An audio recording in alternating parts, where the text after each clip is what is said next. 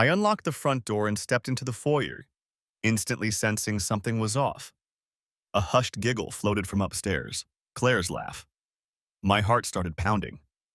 I took the steps two at a time and pushed open our bedroom door. The sight seared into my memory. My wife, Claire, straddling a half-dressed man in our bed. Her blonde hair whipped around as she jolted in shock. Sheets tumbled to the floor. Time slowed, and the air felt sucked from my lungs. "What the hell?" I roared, my voice cracking between fury and anguish.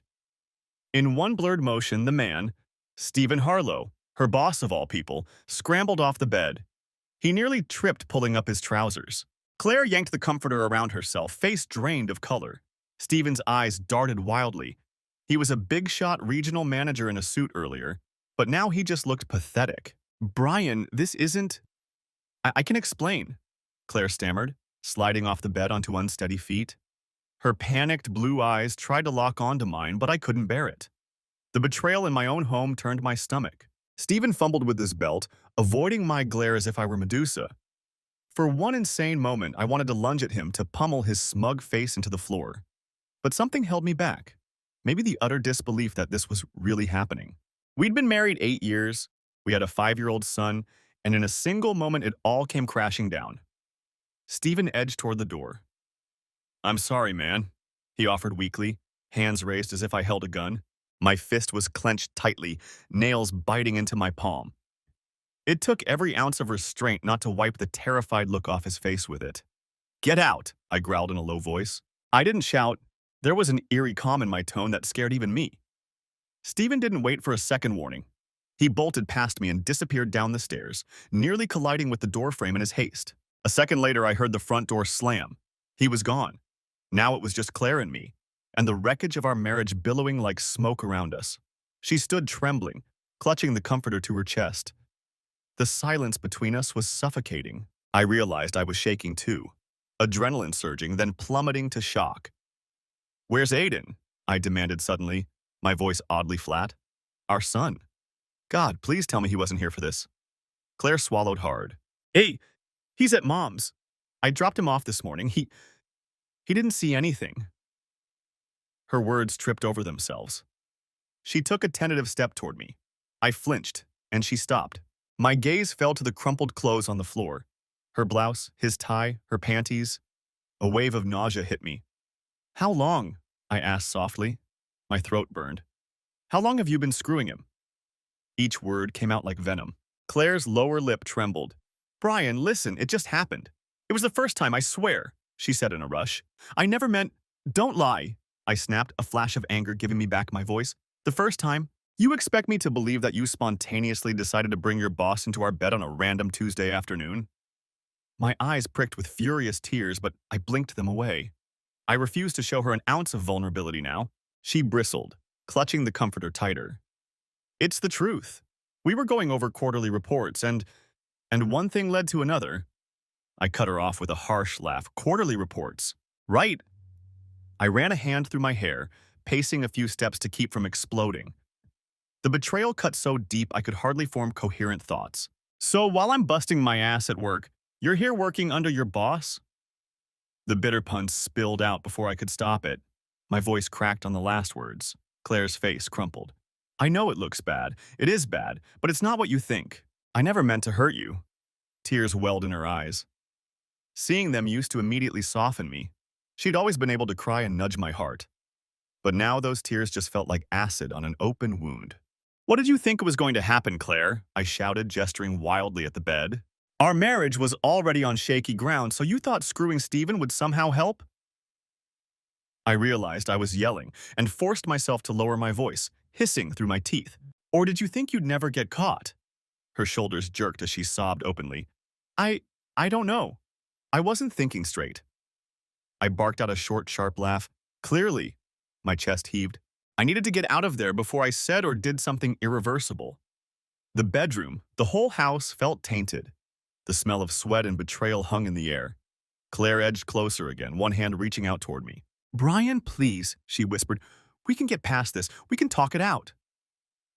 I recoiled from her as if she were radioactive. "Don't." My voice was pure ice. "Don't touch me. Don't even come near me."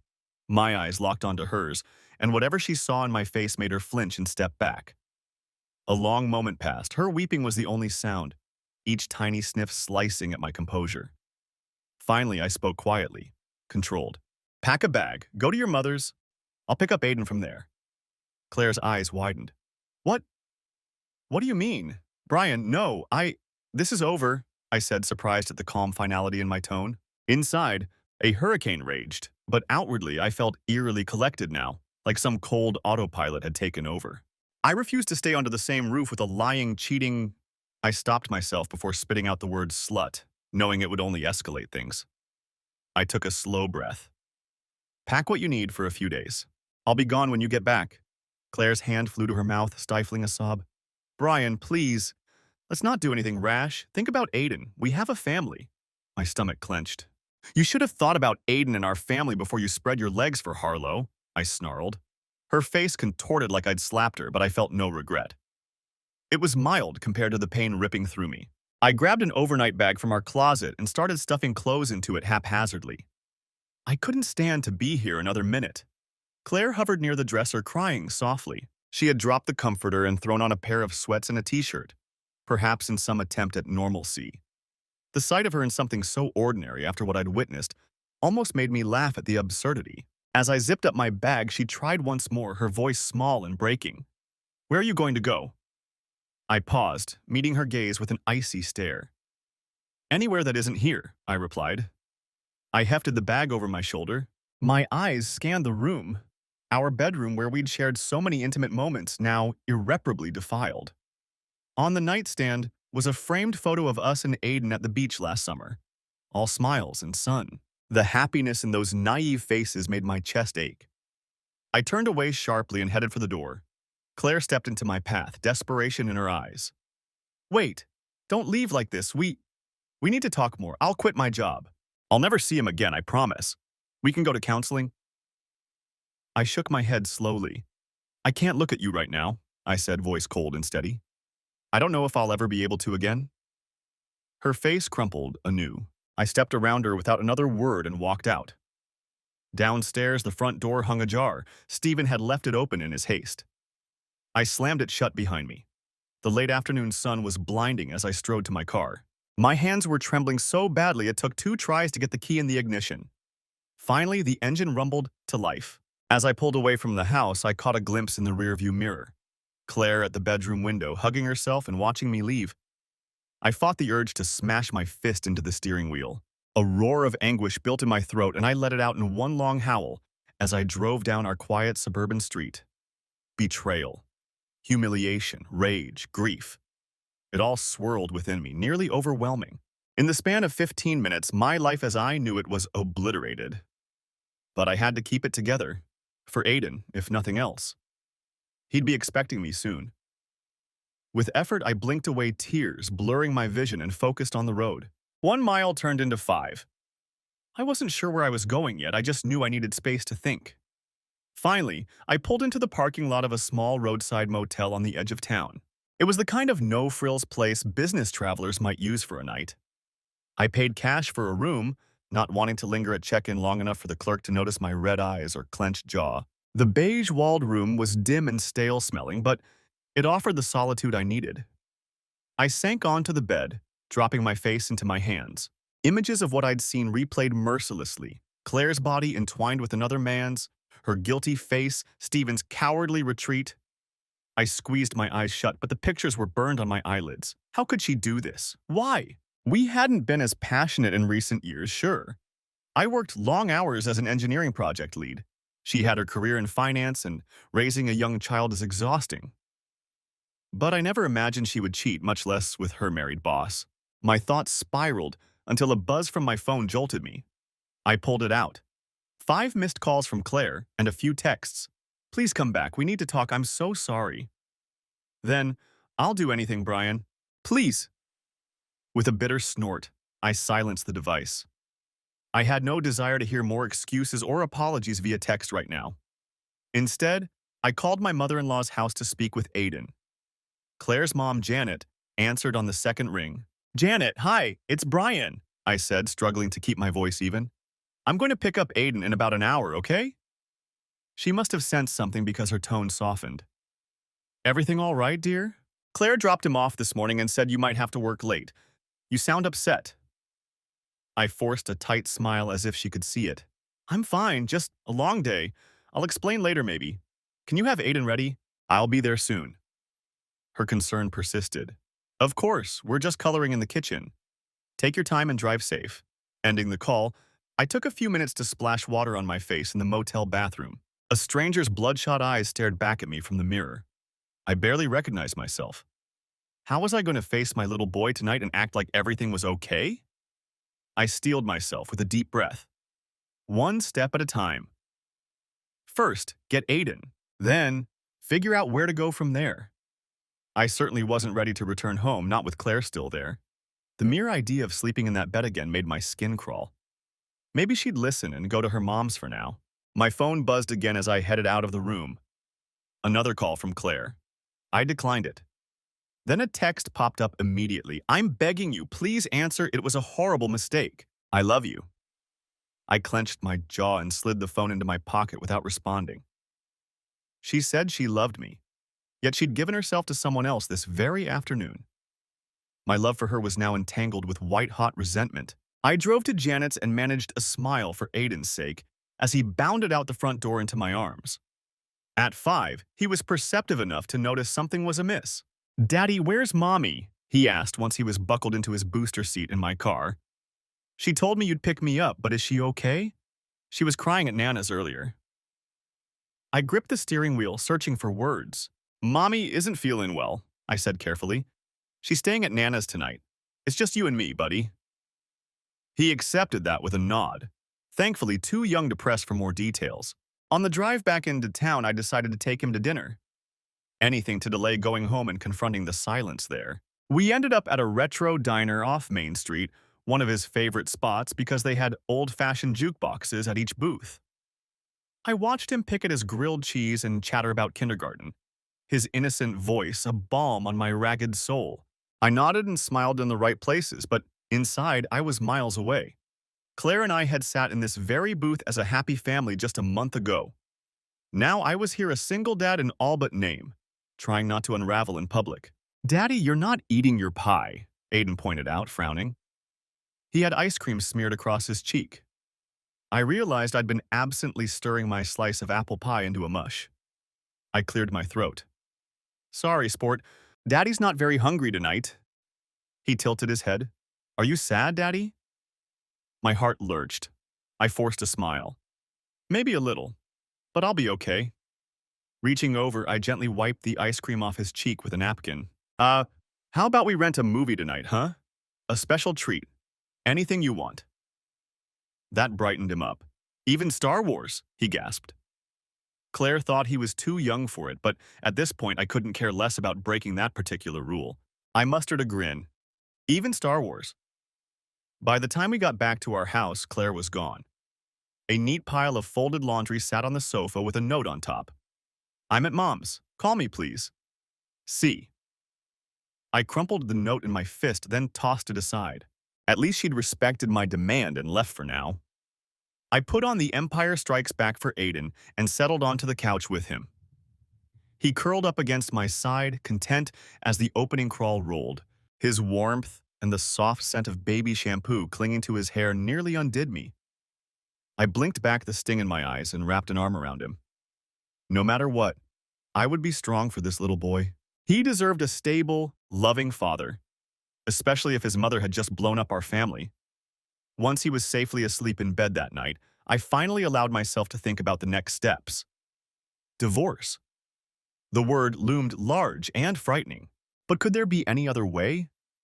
Claire's infidelity wasn't something I could forgive, not easily, if at all. My trust in her was shattered. Still, the thought of not being with my son every day tore at me. If I divorced her, we'd have to share custody, and he'd inevitably spend a lot of time away from me. The idea of another man, God forbid, Stephen, being around my child, possibly acting as some stepfather figure down the road, made me physically ill. I ended up sprawled awake on the couch most of the night, mind churning in endless loops. Shortly after midnight, my phone buzzed gently with a new message. Expecting Claire again, I almost ignored it, but the preview caught my eye. It wasn't from Claire at all, but from Melissa, one of her coworkers I vaguely knew from office parties. Hey, Brian. I heard something happened between you and Claire. She texted me. Are you okay? I frowned at the screen. Claire texted her friends about us? About what exactly? My stomach flipped. Was she already twisting the story? Trying to paint me as the bad guy somehow? The fact she'd reach out to others before even giving me a day to process was infuriating. Typical Claire, unable to sit with discomfort, always needing validation from someone. I didn't respond to Melissa. Instead, I scrolled further. There were a few other messages from numbers I recognized as mutual friends, mostly her friends' husbands whom I'd become friendly with through gatherings. Some expressed generic support. Here if you need anything, man. Others were more pointed. Heard about what went down, don't do anything stupid. My jaw tightened. News travels fast, I thought bitterly. Claire must have been on the phone crying to all these people, likely giving some watered-down account that made her look like the victim of a marital spat, rather than the perpetrator of betrayal.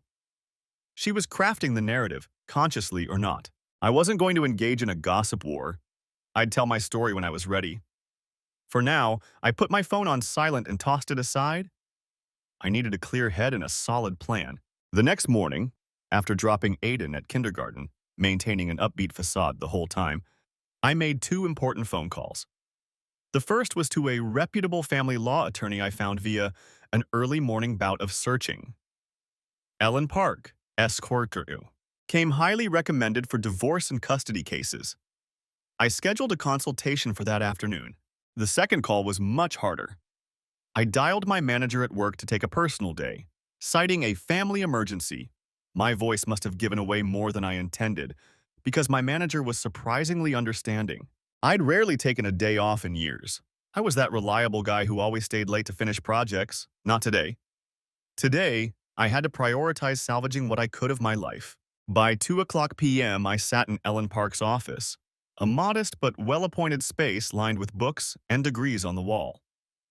She was a sharp-eyed woman in her 50s who wasted no time getting down to brass tacks. I appreciated her brisk, no-nonsense style, exactly what I needed to keep myself from dissolving into an emotional wreck. I recounted everything, discovering the affair, confronting Claire, her initial reaction.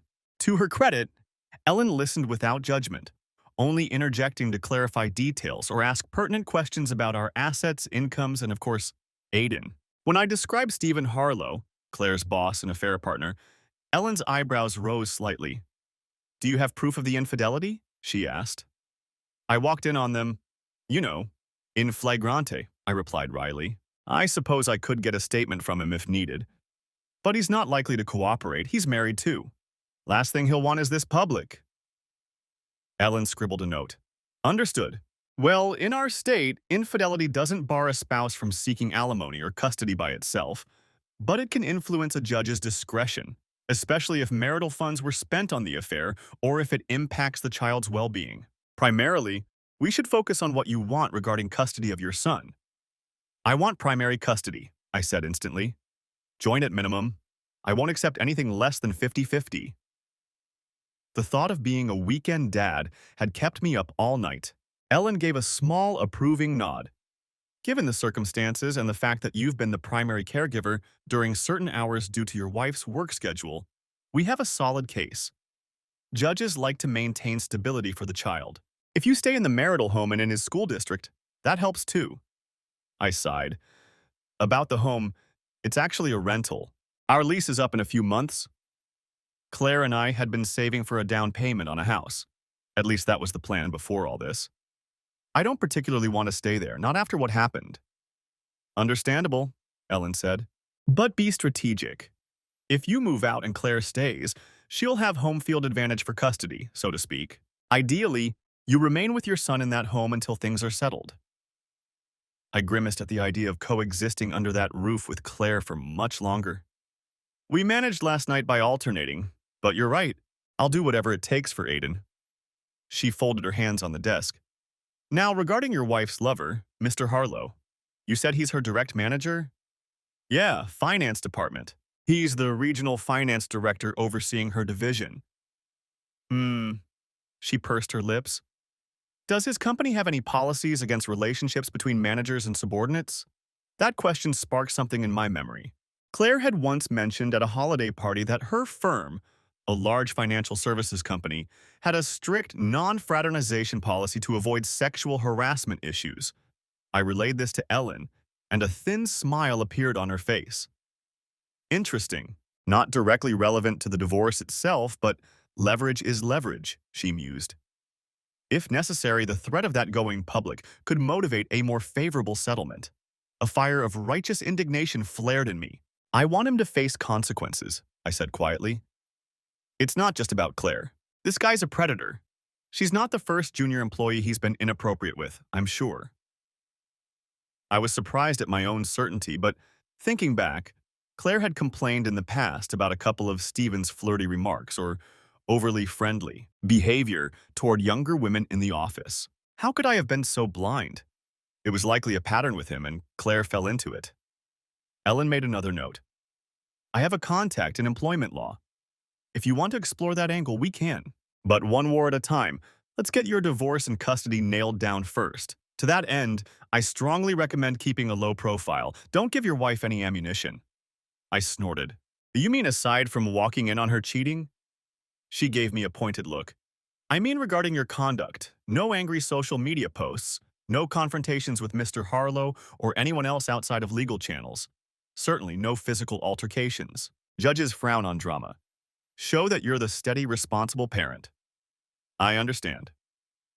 My shoulders sagged a little. Part of me wanted to blast Stephen's name publicly out of sheer vengeance. But I knew that could backfire. I would play it cool for Aiden's sake.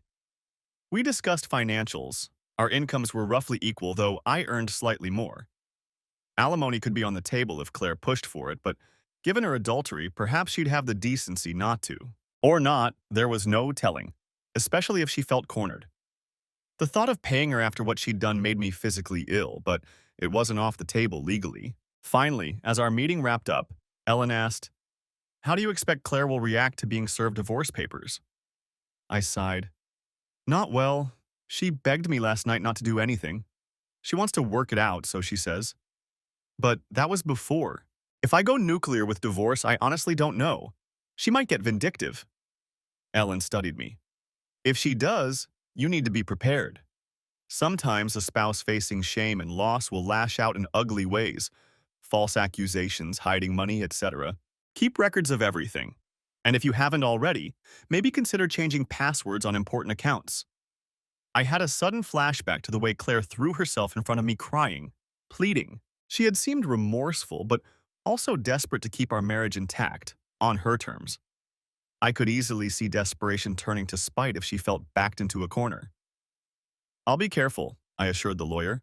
As I left Ellen's office, I already felt a small measure of control returning. I had taken proactive steps. Knowledge was power, and having a professional guide made the path forward less nebulous. But emotionally, I was still raw. On the drive back to the house, I steeled myself for the likelihood that Claire might be there waiting. Sure enough, her car was in the driveway. I killed the engine and took a moment, gripping the steering wheel. Stay calm.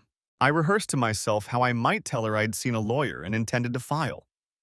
Ideally, I'd have her officially served in a few days, but perhaps giving her a chance to agree to terms amicably was worth a shot. Doubtful, given her frantic messages. She clearly didn't want a divorce at all. Inside, I found her sitting at the kitchen table nursing a cup of coffee. She looked exhausted. Puffy eyes, hair unkempt. The same clothes as yesterday.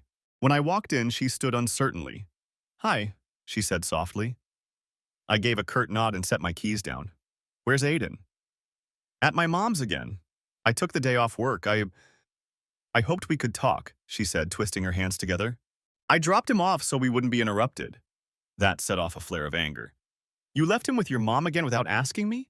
I could have kept him, Claire. I wasn't at work either. She bit her lip. I didn't know. You weren't answering my calls or texts. I was afraid just showing up at your office might upset you more, so I figured this would be best just for today. I took a long breath, hanging my jacket on the chair. Fine. No point arguing over that now. A talk then. I only have a little time before I need to get him. A lie. My schedule was clear. But I wanted to set a limit. Claire motioned for me to sit. I stayed standing. She remained on the opposite side of the table, looking very small. Brian, I meant what I said. I'm so sorry, she began, voice quavering. Seeing how I've hurt you, I hate myself for it. I made the biggest mistake of my life. If I could take it back, I would in a heartbeat. Her eyes shone with tears again. I crossed my arms. I'm sure you regret getting caught, I said bitterly.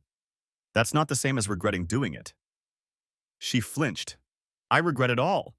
I betrayed your trust. I betrayed our family. There's no excuse. But I wasn't lying when I said it was the first time. I raised a hand, not wanting to rehash. Claire, stop. I really don't need the lurid details or self-justifications. What's done is done. Her expression grew more desperate. It's not justifications. I'm trying to help you understand. Things have been so strained between us this past year ever since I got that promotion, and you've been working overtime. We've been like two ships passing. Steven paid attention to me, flirted, made me feel desirable again. I know it's shallow and stupid. I should have told you I was feeling lonely or unappreciated or something instead of… She gestured vaguely. That, but I didn't plan for it to happen. It was a moment of weakness, a horrible lapse in judgment. I listened, jaw tight. Part of me did understand how our marital neglect opened a door. I'd been tired and distant. She'd felt neglected. Those were problems that could have been fixed by communication or counseling. Instead, she'd taken the selfish route and blown it all apart. So what now? I asked flatly. You want me to say it's okay, that I understand you felt lonely, so it's fine you fucked your boss? Do you expect me to just forgive and forget because I can't? I won't. My voice hardened. I saw you with him, Claire. I can't unsee that. Tears spilled down her cheeks. I'm not expecting instant forgiveness. I know I have to earn your trust back, but if you'll even give me a chance, I'll do whatever it takes. Quit my job, cut off all contact with Steven. I already told him it's over and that I'm transferring out of his department. I cocked my head. Oh, you talked to him? The thought made me bristle. Damage control meeting, was it? Her eyes flashed. I told him I love my husband, and I wasn't going to lose my family over this. I was stupid and weak, but I'm not throwing away everything we have.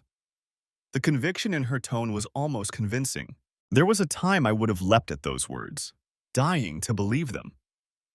But now, I studied her through narrowed eyes, remembering the dozens of lies or omissions she must have told me leading up to that moment in our bedroom. Funny? I said coolly. You already did throw it all away. Or were you not planning to tell me at all until I literally caught you? Claire looked momentarily lost for words. That was answer enough. If I hadn't walked in, she likely would have continued the affair in secret, at least for a while. That realization solidified something in me. I saw a lawyer today, I said, watching her reaction carefully. Her face went ashen. You, what? I consulted a divorce attorney, I clarified. The word divorce seemed to hit her like a physical blow. She sank slowly into the chair, one hand on her chest. You're really going to divorce me? Over one mistake? She whispered, voice thick with disbelief and panic. I barked a laugh. One mistake? Claire, you burned down our marriage in a blaze. What did you expect? That I'd just yell a bit and then we'd kiss and make up, go back to normal? There is no normal anymore. She shook her head, tears splashing onto the table. We have a child, Brian. We have a life together. I know I screwed up horribly, but please, don't do this. We can fix it. We can try counseling, start dating each other again, rebuild. So many couples overcome infidelity if they work at it.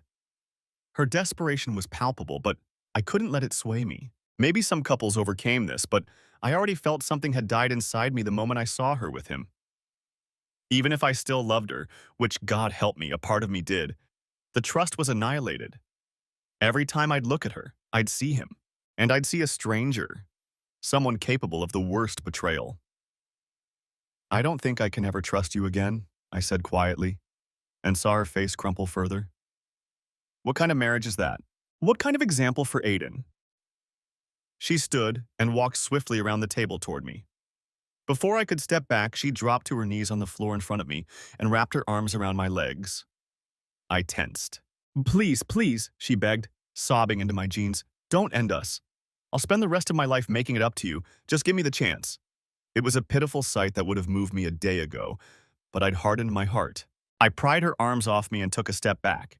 She remained kneeling, looking up at me with red, pleading eyes. "Stand up," I said tersely. "Have some dignity, Claire." She slowly got to her feet, wiping her eyes with shaking hands.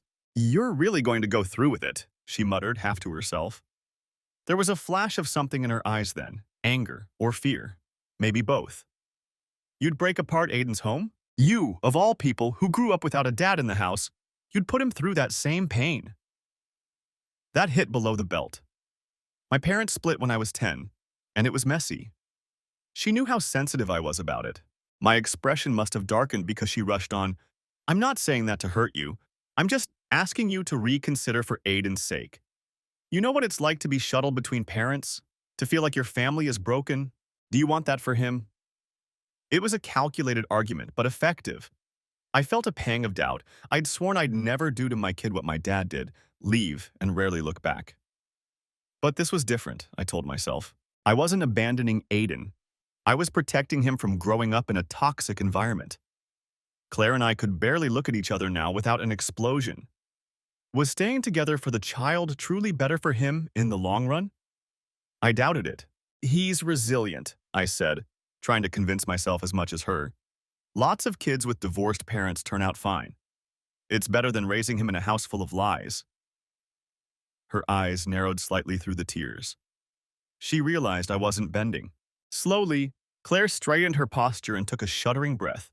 If you serve me those papers," she said haltingly, "I won't just roll over, Brian. I need you to know that I'll fight for Aiden. I'll fight for us." There it was.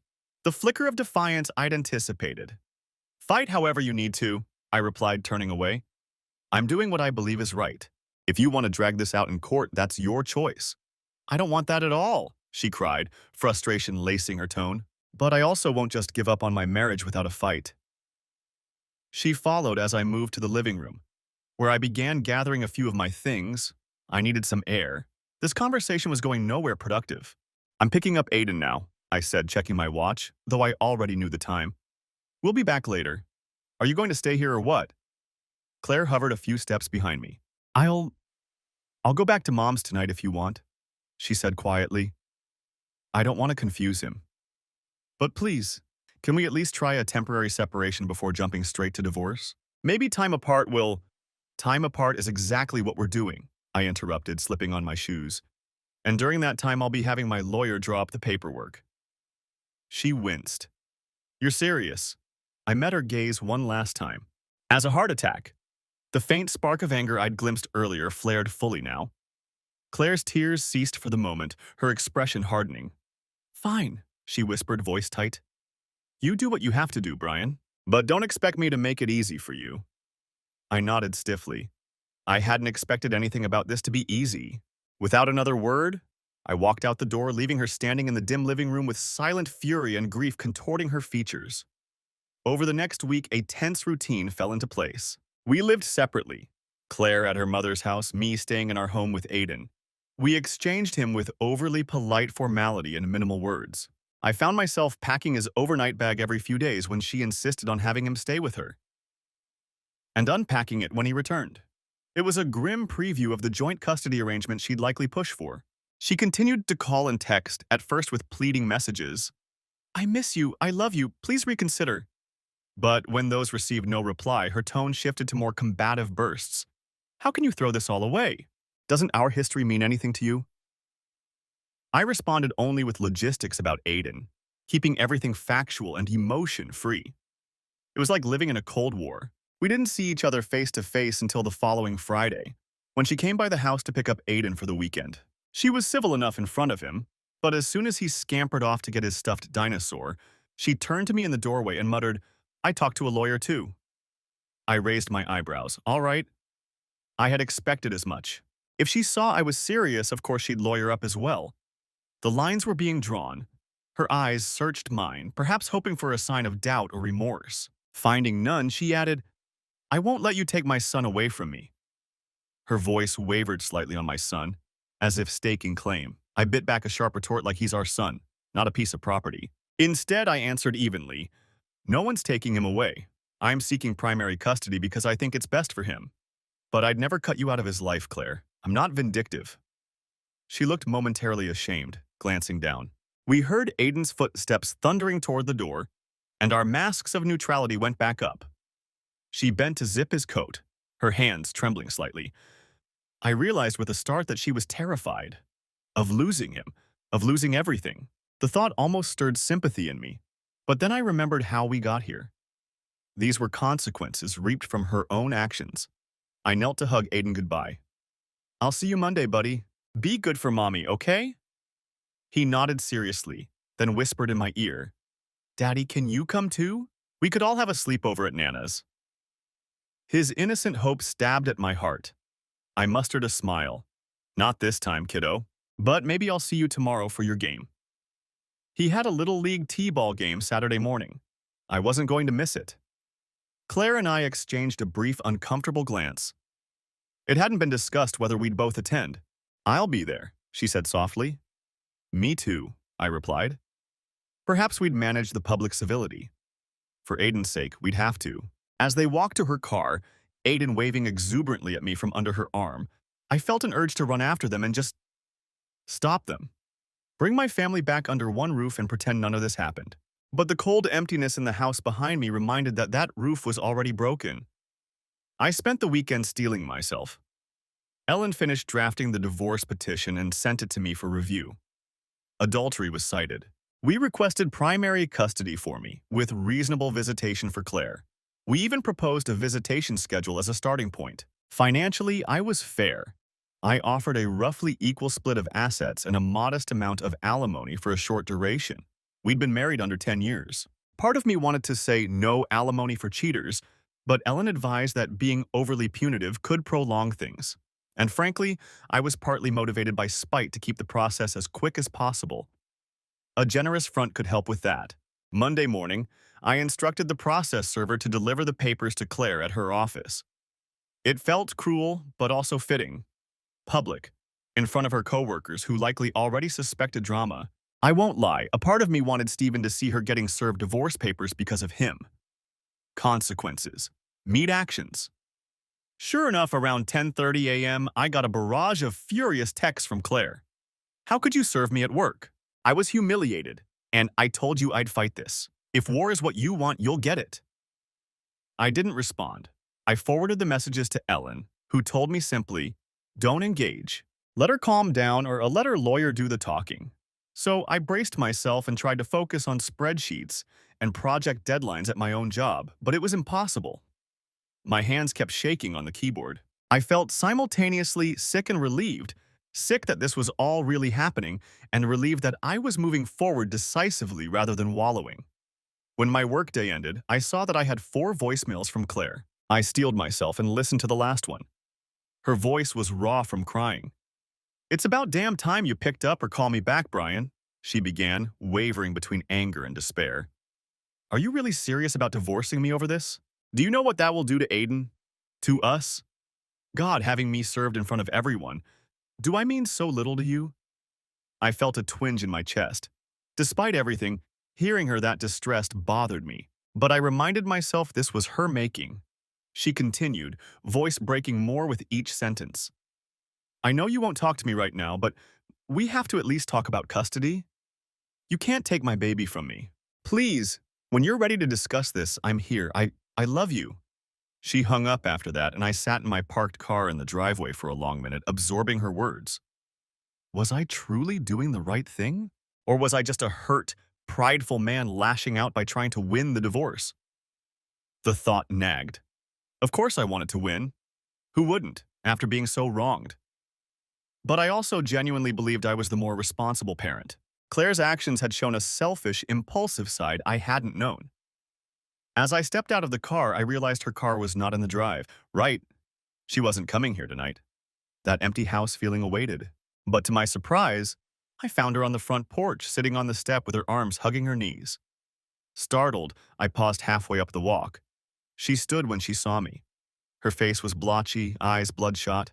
I had to see you, she said quickly, almost tripping over her words. You haven't answered my calls. I need to talk about Aiden, about everything. I stayed a few feet away, guarded. We shouldn't be talking without our lawyers, Claire. She grimaced.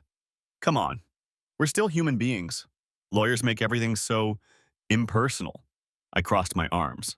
Impersonal might be exactly what we need to keep this civilized. She looked at me pleadingly. Brian, please, just hear me out. 5 minutes, that's all I ask, then I'll leave. I sighed. Fine, 5 minutes. She gestured to the porch step, but I remained standing. Taking the hint, she also stayed on her feet, leaning on one of the porch columns. Her fingers nervously picked at a loose bit of paint. I don't want this divorce, she began softly. I know that's obvious. I'll sign whatever I have to in order to keep things peaceful for Aiden, but I don't want our marriage to end. My heart hardened. I wanted to see her regrets, but I didn't want to give her any more chances. I'm willing to give you full custody if that's what you need to not hate me, she said quietly. I can't bear the thought of Aiden not growing up with both of us, but I realize I've put that in jeopardy. You're a wonderful father, and I would never take him away from you. So if you need primary custody to feel secure, fine. We can work out generous visitation for me. I won't fight you on it. I studied her face. Why the sudden change? She bit her lip. Because I realize you're serious, and I can't bully you into forgiveness. Her concession was too little, too late. Claire, I began, voice cold. I'm not interested in custody deals. I want you out, gone from my life. She blinked as if I'd slapped her. What are you saying? I'm saying I've already signed the petition. Your request for custody is moot. My petition asks for sole physical custody and to relocate with Aiden to the city where he belongs in a stable school zone. I'll grant you supervised visitation every other weekend, through your mother only. Tears welled in her eyes. You're going to take my son away. I felt no guilt. You broke our family. You can see him under supervision. No more random texts, no more begging, only through my lawyer. And if you even try to involve Stephen again, I'll see to it you lose visitation altogether. She staggered back a step. This is spite. I shook my head. It's justice. You chose him over your son's stability. I turned and started up the steps. Goodbye, Claire, she called after me, voice cracking, but I didn't look back. 2 weeks later, while Claire was still reeling, I took the final steps of my revenge. Social ruin. I sent the evidence of her affair, dated emails, photographs on my phone, and a letter from Stephen admitting the relationship to HR at her firm under guarantee of anonymity. 2 days later, I saw the public scandal erupt. Internal memos warning staff, her suspension for policy violation, and whispers in the office. Legal victory. In family court, Ellen successfully argued that her conduct endangered Aiden's emotional welfare. The judge granted me sole physical custody, primary residence, and ordered Claire to pay child support at a rate proportionate to her salary. My attorney even negotiated no alimony, citing her marital misconduct. Financial consequences. I had already closed our joint savings and moved the bulk of our investments into a new account in my name. Within days of the decree, Claire's mother's home became her only refuge. She had to sublet our rental, but the lease ended poorly. Her credit score plummeted, limiting her options. Emotional closure. On the day the divorce was finalized, I picked up Aiden from school with a smile. His small hand in mine felt like redemption. I taught him to ride his bike that evening in the park, free of guilt or shame. That night, I packed the last of my things from our old home, locked the door behind me, and flicked off the lights. The house that once held my worst night became someone else's burden. In my new apartment across town, a fresh start, I hung a photograph of Aiden building sandcastles on the beach, our first father-son trip. As I tucked him into bed in the new place, he looked up at me with bright eyes. Daddy, I like our new home, he said. I ruffled his hair. Me too, buddy. I leaned down and kissed his forehead. This was my family now. No betrayal, no half measures, just a clear path forward. I'd lost a marriage, but I'd reclaim my life and my son's future with a carefully executed final vengeance that left me not broken, but unburdened. Sometimes justice isn't about forgiveness. It's about taking back everything that was stolen. And that night, I slept soundly for the first time in months. The end. Thanks for watching. I hope you enjoyed it, so subscribe to my channel and watch the next video.